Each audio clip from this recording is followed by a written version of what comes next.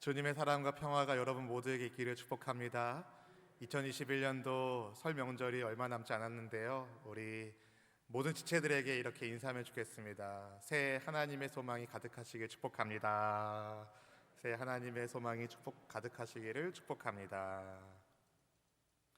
2021년 2월 달의 첫 번째 주일입니다. 오늘 2월 7일에 우리 하나님 사랑하는 마음으로 믿음의 공동체 안에 함께 하나님을 예배하는 모든 성도님들 예수님의 이름으로 환영하며 축복합니다. 하나님이 여러분을 모두 특별히 사랑하시는 줄로 믿습니다. 여러분도 주님 사랑하시면 계신 곳에서 손 드시고 아멘, 아멘. 우리를 사랑하시는 하나님께 먼저 감사와 찬송의 박수를 올려드리면 좋겠습니다. 하나님 감사합니다. 찬양합니다. 우리의 모든 영광과 경배를 받아 주시옵소서. 아멘. 꿈과 사랑과 축복을 심고 나는 수원수목의 성도 여러분, 코로나19 등의 여파로 인해서 가정에서 보내는 시간이 굉장히 많아진 것 같습니다. 그래서 음식 준비하는 손길이 더 분주해졌다는 이야기도 듣고, 이제 배달 업계가 호황이라는 얘기도 듣고 있는데요, 한 집에서 살면서 같이 끼니를 하는 사람을 식구라고 말합니다. 요즘은 식구라는 단어를 잘 못 들어본 것 같은데요, 우리는 식구입니다. 아멘. 왜냐하면 하나님의 집에서 생명의 양식을 같이 먹는 공동체이기 때문에 우리는 믿음의 식구입니다. 육체적으로 같이 모여서 함께 밥을 먹을 수는 없지만 함께 마음을 모아서 생명의 양식이신 예수님의 은혜를 우리가 함께 누리고 있음을 기억하면 좋겠습니다. 그래서 세상살이에서 지치고 힘든 몸이 각 가정에서 쉼을 얻는 것처럼 우리 아버지 하나님의 품 안에서 참된 쉼을 누릴 수 있기를 소망합니다. 우리 예수님 말씀하셨습니다. 수고하고 무거운 짐진 사람들아 다 내게로 오라. 오늘 예배를 통하여 우리를 안식하게 하시는 주님의 평안이 함께하기를 소망하며 모든 지체들의 삶 가운데 주의 은혜가 가득하기를 주님의 이름으로 축원드립니다. 축원드립니다. 수고하고 무거운 짐진 자들아 다 내게로 오라. 다 내게로 오라. 내가 너희를 쉬게 하리라. 내가 너희를 쉬게 하리라. 다시 한번 불러볼까요? 수고하고 무거운 짐진 자들아 수고하고 무거운 짐진 자들아. 우리 예수님 부르십니다. 다 내게로 오라. 다 내게로 오라.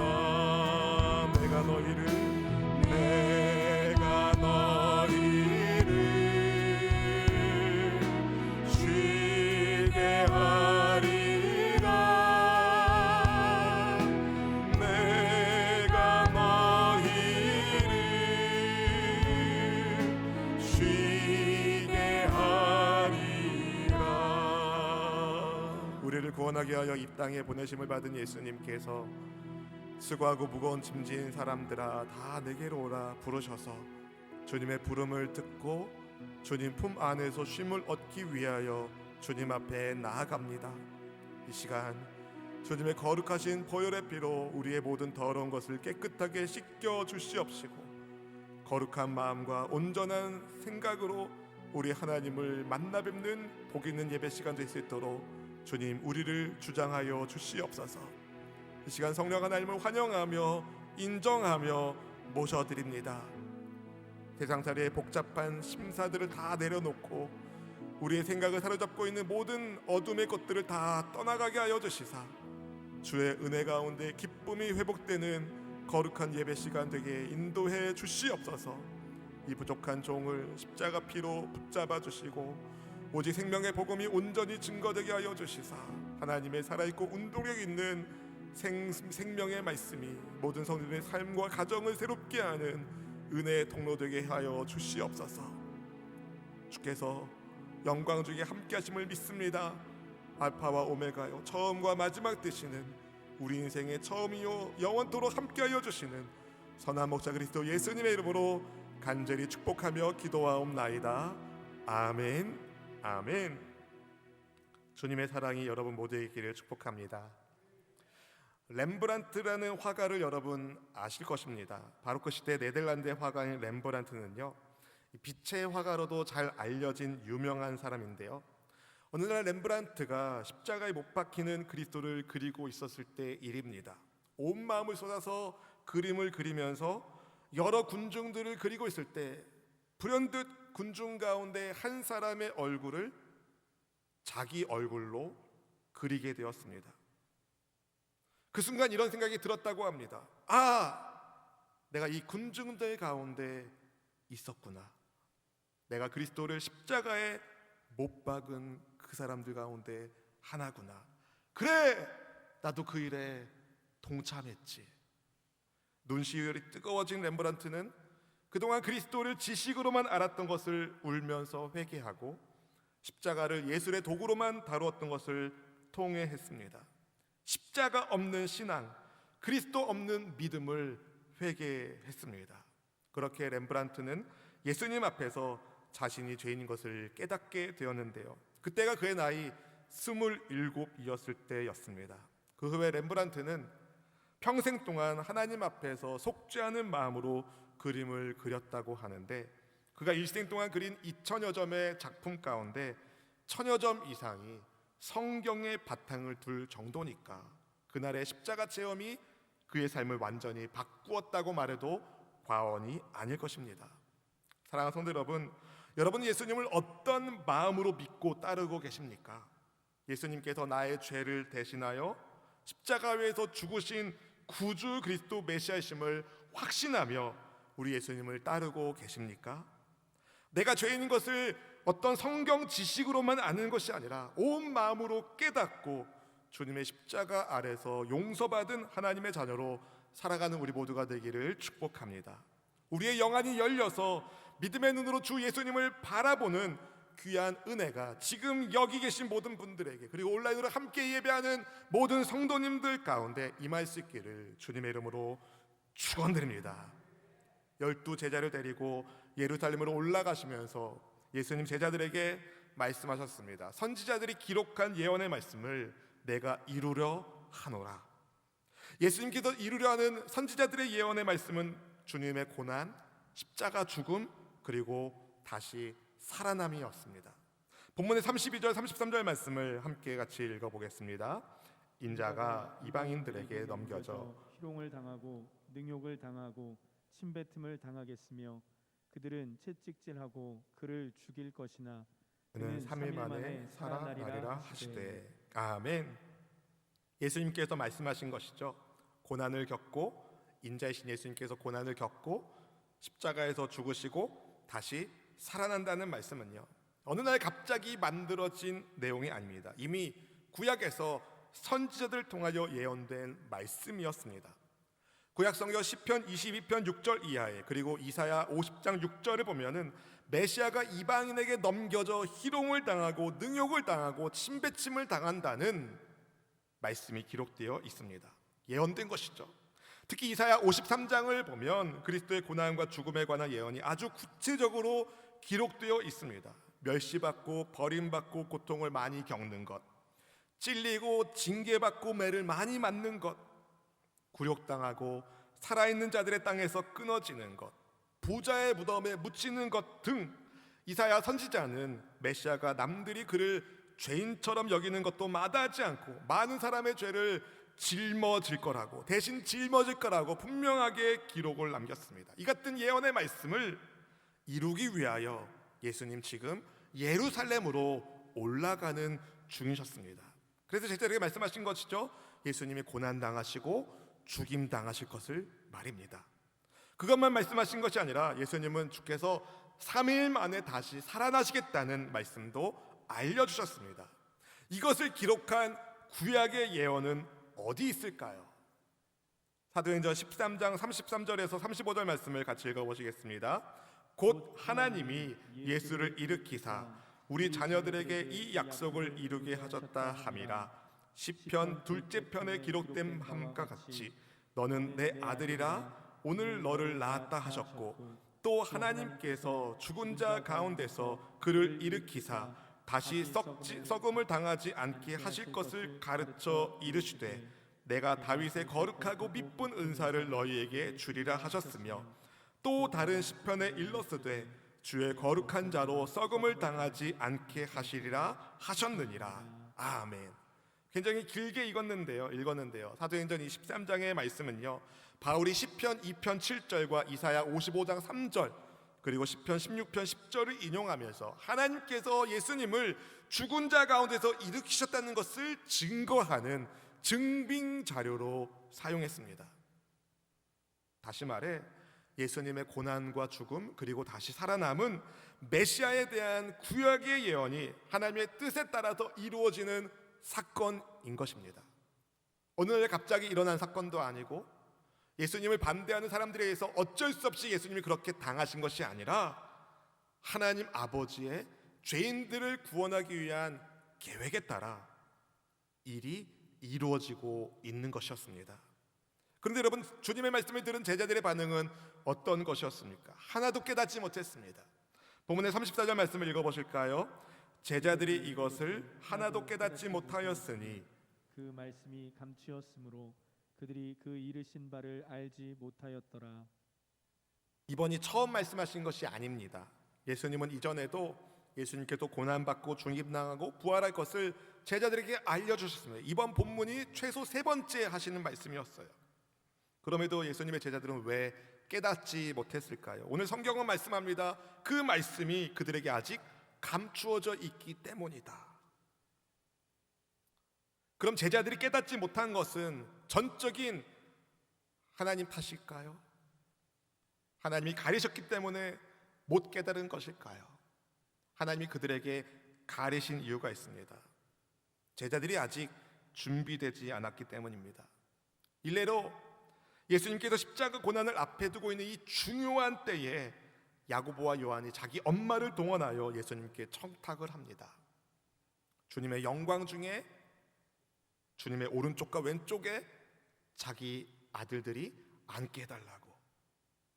예수님께서 예루살렘에 가시어서 세우실 주님의 나라에 야고보와 요한이 좌의정 우의정 하고 싶다는, 그렇게 해달라는 요청이었습니다. 이것을 알게 된 다른 10제자들이 어떻게 반응했습니까? 화를 냈습니다. 왜요?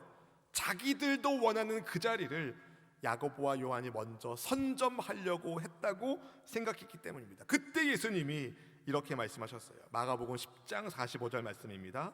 인자가 온 것은 섬김을 받으려 함이 아니라 도리어 섬기려 하고 자기 목숨을 많은 사람의 대속물로 주려 함이니라. 아멘. 하나님의 말씀이 어떤 사람에게 가려질까요? 주님의 마음을 모르는 사람에게 하나님의 말씀은 가려져 있습니다. 야고보와 요한을 비롯하여 예수님의 12제자들은요, 다른 유대인들처럼 하나님의 기름 부음 받은 메시아가 이 땅에 오면 로마의 지배를 받고 있는 이스라엘을 해방시켜 줄 것을 기대하고 있었습니다. 예수님의 예루살렘 행이 바로 그 일을 이루기 위한 길인 것이라고 제자들은 착각하고 있었습니다. 근데 예수님이 자꾸만 자기 목숨을 많은 사람의 대속물로 주시겠다는 말씀을 하니까 제자들과 예수님의 말씀이 핀트가 맞지가 않는 겁니다. 그런 예수님께서 고난을 받고 죽임당하고 다시 살아난다는 말씀을 하셔도 제자들은 도무지 무슨 말씀인지 깨닫지 못했던 것입니다. 몇 번이나 말해도 알아듣지 못한다면 더 이상 아마 말씀하지 않을 것일 텐데 예수님 포기하지 않고 그래도 제자들에게 반복해서 주님의 십자가 고난, 죽음 그리고 부활을 알려주셨습니다. 왜 그러셨을까요? 나중을 위해서. 나중에 십자가 사건을 겪은 이후에 제자들이 십자가의 비밀을 깨달은 그들이 복음을 품고 성령 충만하게 그 복음을 증거하는, 그 복음의 비밀을 증거하는 예수님의 증인으로 살기를 예수님께서 바라셨기 때문이었습니다. 과연 예수님의 십자가 사건을 겪기 전에 제자들은 하나님의 말씀을 하나도 깨닫지 못했지만, 예수님의 고난과 죽음, 부활의 말씀을 깨닫지 못했지만, 예수님의 십자가 사건 이후에 성령 충만한 제자들은요, 주님의 말씀을 깨닫고 복음을 증거하는 그들의 생명을 다한 줄로 믿습니다. 우리는 어떻습니까, 여러분? 나의 죄를 씻어주시고 나를 생명의 나라 하나님의 백성 되게 하시기 위하여 우리 예수님께서 많은 고난을 당하시고 십자가에서 죽으시고 다시 살아나셨음을 믿으십니까? 믿으십니까? 예수님을 나의 그리스도, 나의 메시아, 나의 구원자로 믿고 섬기고 따르고 계십니까? 그렇다면 주님의 말씀을 듣고 영혼 구원하는 예수님의 복음을 전하는 일에 여러분 최선을 다하고 계십니까? 왜 여기서는 반응이 없으신 건가요? 나의 죄를 씻어주시고 나를 하나님의 자녀 되게 하시고 생명의 나라 백성 되게 하신 그분을 믿고 따른다면 그분의 그 복음, 십자가 고난과 죽음, 부활의 그 복음을 여러분 우리가 담대히 증거해야 될 줄로 믿습니다.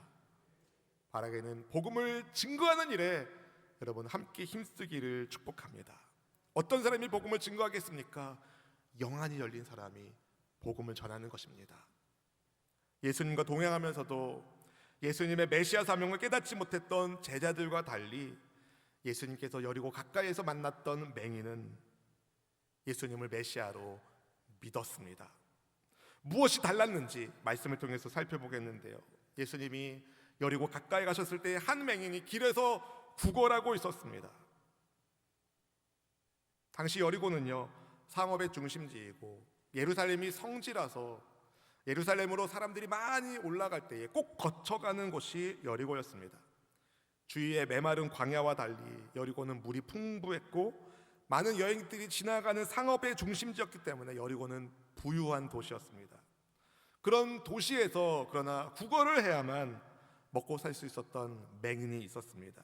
눈이 멀었기 때문에 일반적인 노동을 할 수 없었기 때문에 사회보장제도가 지금처럼 잘 되어 있는 시대가 아니었기 때문에 구걸을 해야만 그날 먹고 살 수 있었던 그에게는 소원이 있었습니다. 눈을 뜨고 싶다는 소원이었습니다.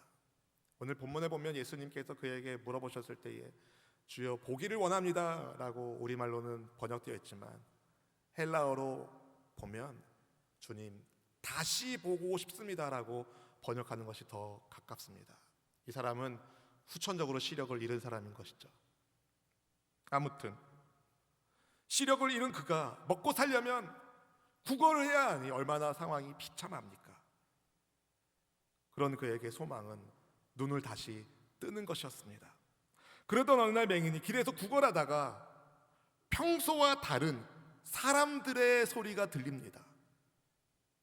평소와 달리 많은 사람들이 지나가면서 웅성웅성거리는 소리가 들리는 거예요. 무슨 일이 있구나, 뭔가 있구나. 그래서 사람들한테 물었습니다. 무슨 일입니까? 그때 사람들이 말해주는 거죠. 나사렛 예수께서 지나가신다. 이 정보를 받은 맹인의 심장은 두근거리기 시작했습니다. 왜요? 예수님 만나면 뭔가 일어날 수 있다는 믿음이 그에게 있었기 때문이죠. 그래서 그는 크게 외쳤습니다. 본문 38절 말씀을 같이 한번 읽어보실까요? 맹인이 외쳐 이르되 다윗의 자손 예수여 나를 불쌍히 여기소서 하거늘. 아멘. 맹인은 예수님을 누구라고 들었습니까? 나사렛 예수로 들었습니다. 그런데 맹인은 예수님을 누구로 찾고 있습니까? 다윗의 자손 예수로 찾고 있습니다. 이것은 이 사람이 예수님을 다윗의 자손으로 오시는 그리스도 메시아로 믿었다는 것을 반증합니다. 그런데 예수님을 간절히 찾는 맹인을 사람들이 꾸짖었습니다. 그리고 말했습니다. 조용히 좀 해라. 다윗의 자손 예수야! 하고선 이 맹인이 아주 크게 외친 것이죠. 절박한 것입니다. 그래서 사람들이 너무 시끄러우니까 잠잠하라고 막 구박을 준 거죠. 얼마나 맹인이 크게 외쳤는지. 그러나 사람들의 꾸짖음을 받았었나? 맹인은 절박했습니다. 언제 다시 예수님을 만날 수 있을지 모르기 때문에 이번 기회가 아니면 안 된다는 절박 속에서 예수님을 더욱 간절히 찾았습니다. 본문 39절 말씀을 읽어보실까요? 앞서 가는 자들이 그를 꾸짖어 잠잠하라 하되 그가 더욱 크게 소리질러 다윗의 자손이여 나를 불쌍히 여기소서 하는지라. 아멘. 더욱 크게 소리질러, 더욱 크게 소리질러. 사람들의 꾸지람을 받았지만 맹인의 마음은 쪼그라들지 않았습니다. 더욱 크게 소리를 내면서 다윗의 자손 예수여 나를 불쌍히 여겨 주옵소서 간청했습니다. 자기의 그 목소리가 주님의 귀에 들리기를 바라는 마음으로 크게 외쳤습니다. 길을 걸으시던 예수님이 그 소리를 들으시고 멈추셨습니다. 그리고 사람들에게 명하여 그를 데려오라 말씀하셨습니다. 맹인이 예수님께 가까이 왔을 때에 주께서 물으셨습니다. 네게 무엇을 하여 주기를 원하느냐? 맹인이 뭐라고 답합니까? 오늘 말씀의 제목입니다. 주여 보기를 원하나이다. 엄청난 고백입니다. 주여 보기를 원하나이다. 이 말은요 이런 의미입니다. 다윗의 자손 예수님, 주님이야말로 저의 눈먼 눈을 뜨게 하실 수 있는 그리스도 메시아이십니다. 왜 그럴까요? 맹인이 눈을 뜨게 되는 것, 이것은 메시아의 사역 가운데 아주 대표적인 일이기 때문입니다. 누가복음 4장 18절 19절 말씀을 같이 한번 읽어보실까요? 주의 성령이 내게 임하셨으니 이는 가난한 자에게 복음을 전하게 하시려고 내게 기름을 부으시고 나를 보내사 포로된 자에게 자유를 눈먼 자에게 다시 보게 함을 전파하며 눌린 자를 자유롭게 하고 주의 은혜의 해를 전파하게 하려 하심이라 하였더라. 아멘. 눈먼 자에게 다시 보게 함을 전파하며. 예수님께서 안식일 날 나사렛의 한 회당에서 방금 우리가 읽었던 선지자 이사야의 글을 읽으신 다음에 그 책을 덮으시고 넘겨주시고 그 다음에 사람들을 향하여 말씀하셨습니다. 이 글이 오늘 너희 귀에 응하였느니라. 그때 나사렛 회당에 있었던 사람들은 어떻게 반응했습니까? 예수님의 입에서 나오는 은혜로운 말씀에는 놀라며 감탄했지만 저 사람은 요셉의 아들 아니야? 하면서 예수님을 메시아로 영접하지 않았습니다. 나사렛 사람들처럼 오늘날에도 어떤 사람들은 예수님을 그저 나사렛 출신의 예수 정도로만 생각합니다. 나의 구주로, 나의 구원자로 예수님을 믿는 것이 아니라 유대 땅 베들레헴에서 태어나서 갈릴리 나사렛 성장에서 꽤 많은 영향력을 행사한, 조금 더 좋게 보면 세계 성인 가운데 한 분 정도로만 인정합니다. 그러나 본문의 맹인은 달랐어요. 그는 예수님을 그리스도 메시아로 믿었습니다. 그래서 그분이라면 자기 눈먼 눈을 뜨게 하실 것이라는 믿음이 있었습니다. 어떻게 이런 믿음을 갖게 되었을까요? 당시에는 점자가 없었기 때문에 성경을 읽을 수도 없었을 텐데 그는 어떻게 예수님이라면, 자기 눈을 뜨게 하실 그리스도 메시아 예수님이라면 그렇게 하실 수 있다는 믿음을 갖게 되었을까요? 누군가 그에게 말해준 걸 수도 있습니다. 메시아를 만나면 눈먼 눈이 고쳐질 수 있을 것이다. 소문을 들었을지 모릅니다. 병자들을 치료하신다는 예수님에 대한 소문. 안진뱅이도 고쳐주시고 중풍병자도 고쳐주시고 심지어 죽은 자도 살리신다는 예수님에 대한 소문을 듣고 예수님을 그리스도 메시아로 그가 믿게 되는 믿음을 갖게 된 것일 수도 있습니다. 확실한 것은요, 여리고의 거린 맹인은 예수 그리스도를, 예수님을 눈먼 자기 눈을 뜨게 하실 수 있는 다윗의 자손 메시아로 믿었다는 것입니다. 주여 보기를 원하나이다, 이렇게 말하는 맹인에게 예수님이 말씀하셨습니다. 보라, 네 믿음이 너를 구원하였느니라.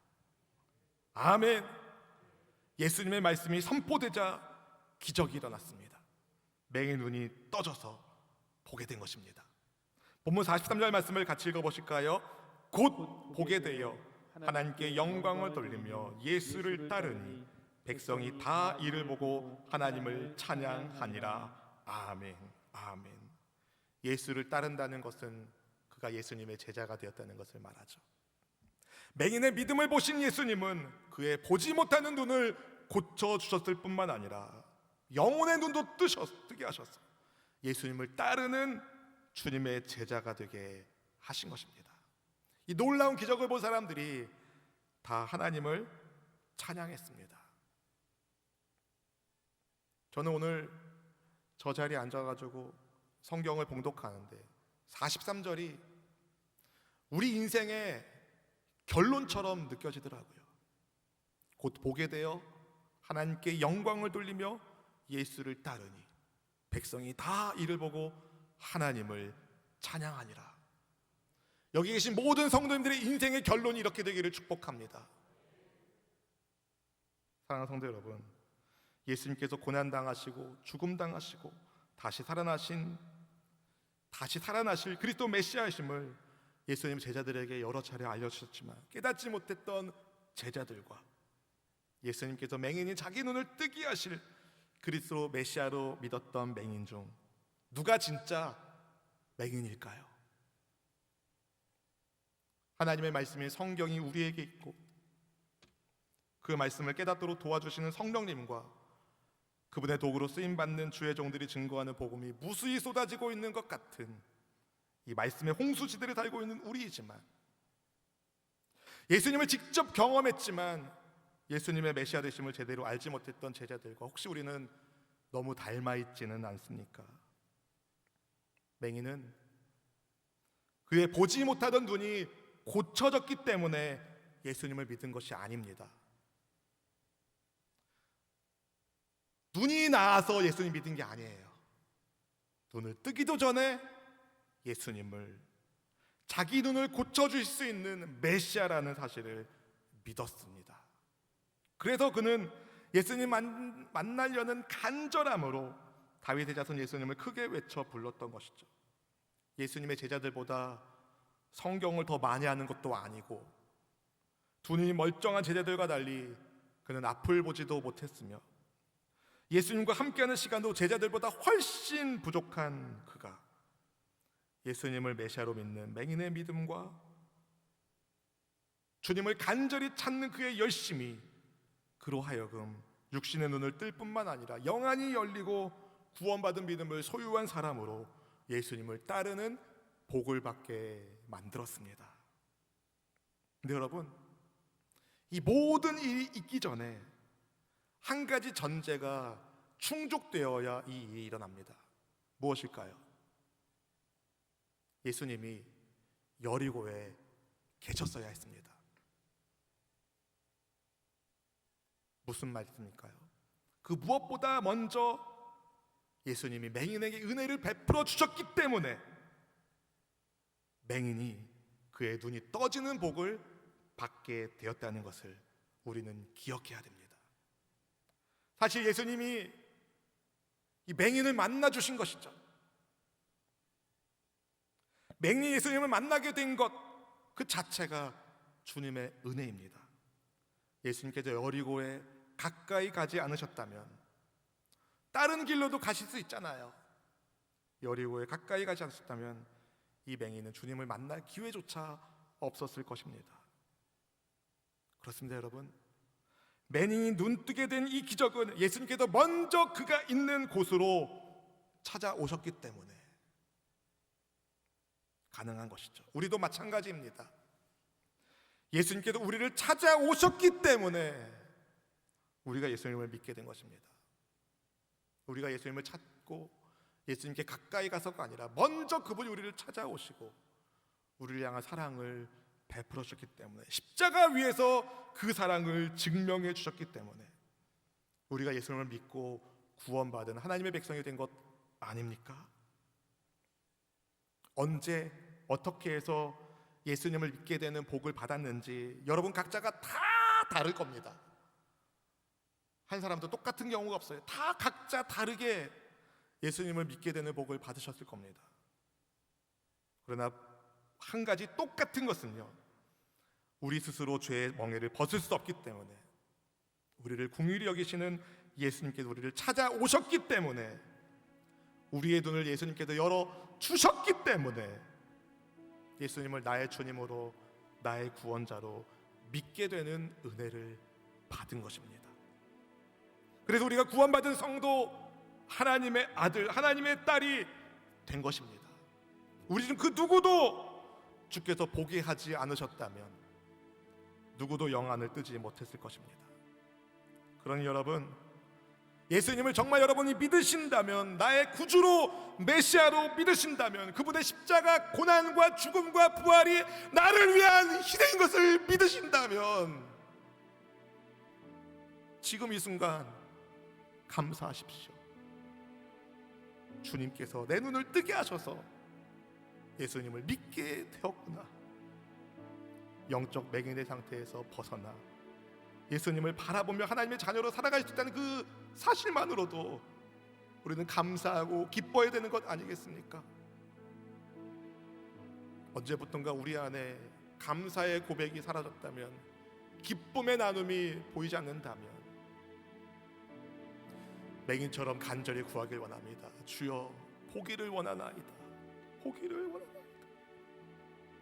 혹시 여러분들 가운데 지금 여기나 아니면 온라인으로 예배하는 성도님들 가운데 믿음의 눈이 잘 보이지 않으신다면 예수님 찾아오셨습니다. 본문의 맹인처럼 주님께 간절히 구하기를 원합니다.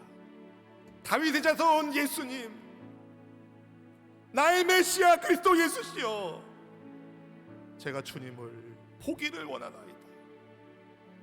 눈을 들어 주를 바라보며 믿음으로 동행하는 우리 모든 성도님들 되시기를 주님의 이름으로 축원드립니다. 축원드립니다. 주 앞에 나와 제사를 드리네, 마음 열어 내 삶을 드리네, 주를 봅니다. 끝없는 사랑 나 회복시키네. 주 앞에 나와, 주 앞에 나와 제사를 드리네, 마음 열어 내 삶을 드리네, 주를 봅니다. 끝없는 사랑 나 회복시키네. 이제는 들어 주 보내, 그 능력 날 새롭게, 주님의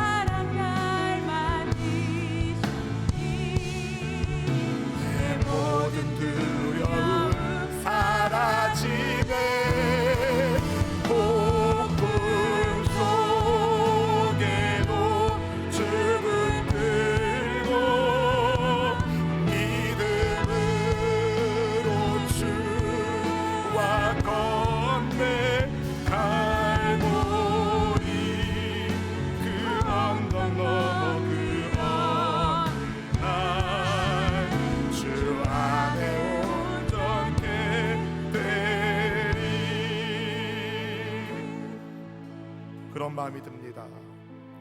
혹시 우리의 마음이 어두워져 있진 않는가요? 세상에 살면서 우리를 억누르는 모든 중압감 때문에, 경제적인 이유로, 관계적인 이유로, 신체적인 이유로 우리의 마음이 쪼그라들고 있진 않는가요? 오늘 우리가 부르는 이 찬양의 가사가 이루어지기를 기도합니다. 눈을 들어 주보네, 이제 눈 들어 주보네, 그 능력 날 새롭게 해. 주님의 사랑 날 만지시니 내 모든 두려움 사라지네. 아멘. 이제 눈 들어 주보네, 그 능력 날 새롭게 해. 주님의 사랑 날 만지시니 내 모든 두려움 사랑. 이제 눈 들어 주보네, 이제 눈 들어 주보네, 그 능력 날 새롭게 주님의 사랑 날 만지시니 내 모든 두려움 사라지네.